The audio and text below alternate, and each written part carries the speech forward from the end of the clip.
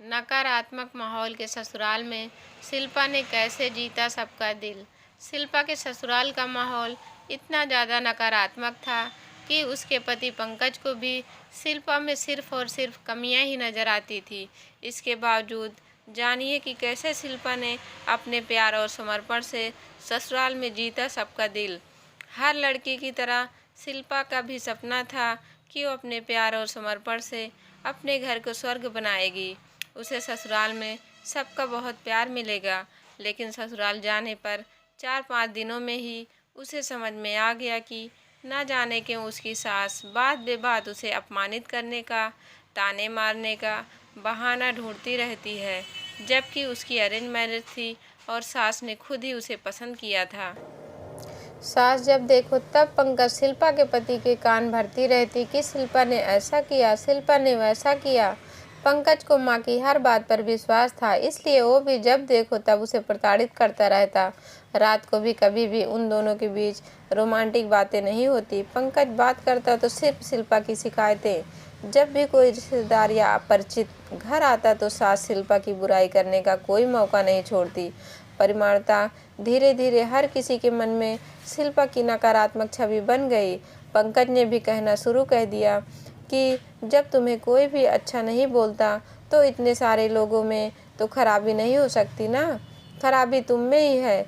वास्तव में शिल्पा की सास तो लगता था कि यदि पंकज की नज़रों में शिल्पा की अच्छाइयाँ आ गईं तो उनसे दूर हो जाएगा। इसी डर की वजह से शिल्पा को 7वां महीना था, वो झुक कर कपड़े नहीं धो पा रही थी, काम वाली बाई नहीं मिल रही थी, घर में वॉशिंग मशीन नहीं थी। पंकज ने कहा कि रोज के कपड़े तुम धो लिया करो और शर्ट पैंट आदि धोबी को दे दिया करेंगे। जब उसने देवर के भी कपड़े धोबी को दिए तो नाराज हो गया, इतना कि उसने शिल्पा से बात करना बंद कर दिया। देवर ने पंकज से कहा कि साली को इतना तंग करूंगा कि घुट घुट कर मरेगी। इतनी बड़ी बात भी पंकज चुपचाप सुनता रहा। शिल्पा की अपने मम्मी पापा से बात होती रहती थी, लेकिन उसको अपने आप पर विश्वास था कि वो अपनी समस्या खुद सुलझा सकती है और वो नहीं चाहती कि उसकी वजह से उसके मम्मी पापा दुखी हों। इसलिए उसने अपने मम्मी पापा को कुछ नहीं बताया, अपना फर्ज बराबर निभाती रही। ये घर मेरा है और ससुराल के सभी सदस्य मेरे अपने हैं। क्या हुआ कि अभी सभी की आंखों पर मम्मी जी की पढ़ाई हुई पट्टी चढ़ी हुई है, लेकिन मेरी अच्छाइयों से एक ना एक दिन सच्चाई सामने ज़रूर आएगी। यही सोचकर वह अपना फर्ज बराबर निभाती रही। सास के दिल में जगह बनाने को प्राथमिकता दी। सास की हर ज़रूरतों पर, दवाई पानी का, खाने पीने में उनकी पसंद नापसंद का वो पूरा ख्याल रखती। उसकी पूरी कोशिश रहती कि सास को शिकायत का मौका ना मिले, क्योंकि समस्या की वजह सास के मन के डर था तो समाधान भी उसके मन का डर निकालने से ही होना था। देवर और नंद का पूरा ख्याल रखती, चाहे देवर उससे बात करता ना करता हो, लेकिन देवर के सभी कार्य जितना संभव हो करने की कोशिश करती। जैसे कि एक बार वो खाना खा रहे थे, खाना खाते खाते वो अचानक डाइनिंग टेबल पर कुछ देखने लगे।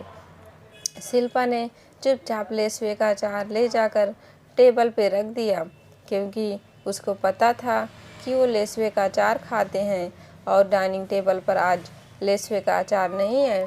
शिल्पा से बात ही नहीं करते थे तो उससे तो अचार मांगेंगे नहीं। शिल्पा ने ये नहीं सोचा कि जब वो मुझसे बात ही नहीं कर रहे तो मैं खुद हो के उन्हें अचार क्यों दूँ। जब भी ननद ससुराल से आती, ननद भाभी मिलकर अच्छे से रहते। वो अपने हाथों से अचार, नमकीन और मीठा बना कर देती। ऐसा करते करते धीरे धीरे ही सही सभी को शिल्पा की अच्छाइयाँ नज़र आने लगी। जहाँ दूर दूर के रिश्तेदार भी शिल्पा को अच्छा नहीं बोलते थे, वहीं आज हर कोई शिल्पा की तारीफ करते नहीं थक रहा था। आज हर रिश्तेदार और घर वाले कहते हैं कि बहू हो तो शिल्पा जैसी। दोस्तों, आपको कहानी पसंद आई हो तो वीडियो को लाइक और चैनल को सब्सक्राइब करें। वीडियो को पूरा देखने के लिए बहुत बहुत धन्यवाद दोस्तों।